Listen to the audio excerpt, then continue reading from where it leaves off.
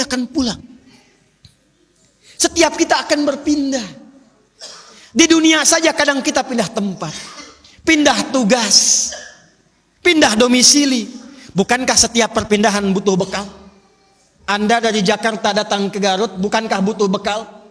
Butuh kendaraannya, butuh kecukupannya, butuh materinya. Dan satu saat kata Allah, dunia ini pun bahkan akan kita tinggalkan. Dihadapkan di pandangan kita ada orang yang wafat kita dengar, bahkan kita lihat, bahkan kita sholatkan, bahkan kita antarkan ke kuburnya. Dan besok lusa kata Allah kita yang pulang. Pangkat, jabatan, kedudukan, harta, ilmu tidak akan pernah memberikan kepada kita pertolongan, menjadi bekal yang terbaik saat meninggalkan dunia ini. Karena itulah Nabi mengingatkan, setiap tempat punya bekalnya masing-masing. Anda dari Indonesia ke Malaysia, apa dipikir semua yang di Indonesia bisa berlaku di Malaysia? Tidak. Anda dari Indonesia ke Amerika, apakah uang yang berlaku di Indonesia laku di Amerika? Tidak. Belum tentu bisa digunakan. Mas sekarang kita dari dunia akan berpindah ke alam selain dunia. Apakah akan menggunakan bekal dunia? Kata Allah tidak. Bekal yang dibawa saat berpulang dan kita katakan meninggal dunia itu hanya satu, yaitu amal saleh. Di dalam Al-Quran tidak disebutkan amal saleh kecuali dengan kalimat zikrullah. Zikir. Zikir. Zikir. Zikir adalah nama lain dari amal saleh. Sekaligus secara bahasa juga pengingat. Seakan Allah ingin mengatakan, hei ingat kamu akan wafat. Ingat kamu akan meninggal. Sekarang pangkatnya tinggi, hartanya banyak, ilmunya luas. Saat pulang ingat, saat meninggal dibawa tidak itu. Pakaian cuma 2 helai kain kafan, tidak ada kantongnya. Dibawa ke alam kubur, dunia tidak ada yang ikut. Zikir, ingat. Eling, ingat kata Allah. Yang hanya bisa dibawa amal saleh. Karena itulah ketika Allah meminta kita menunaikan amal saleh, semua amalnya disebut dengan zikir. Bukankah kita diperintahkan menunaikan salat? Salat dalam Al-Quran disebut dengan zikir. Quran surah ke-20 Taha di ayat ke-14. Innani anallahu la ilaha illa ana fa'budni wa aqimis salata li dzikri. Baca Quran, Quran disebut dengan zikir. Quran surah Al-Hijr di ayat yang ke-9. Inna nahnu nazzalna dzikra wa inna lahu lahafizun. Menghafal Quran disebut dengan zikir. Disebutkan 4 kali di surah Al-Qamar ayat 17, ayat 22, ayat 32, ayat 40. Wa laqad yassarnal Qur'ana lidzikri fahal mim muddakir.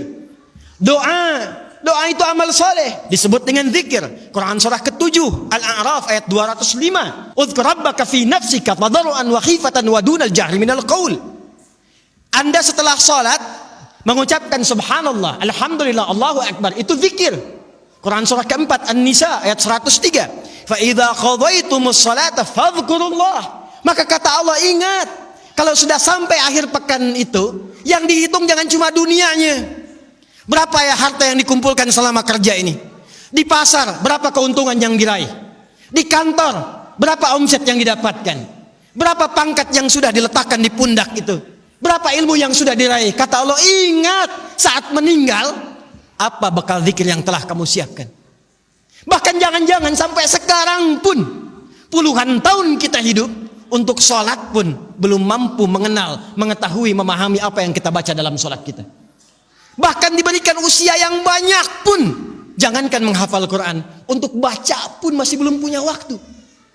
Hadirin, anak-anak sekarang, kami katakan kepada Anda, saya membimbing anak-anak penghafal Quran. Ada yang matanya tak mampu melihat, ada yang otaknya lumpuh, usia 3 tahun, 4 tahun, menghafal Quran sampai hafal 30 juz. Dan ketika kami tanyakan kepada mereka, kenapa Anda menghafal Quran? Mereka katakan, untuk menjadi bekal ketika berjumpa dengan Allah subhanahu wa ta'ala. Ada seorang anak matanya buta.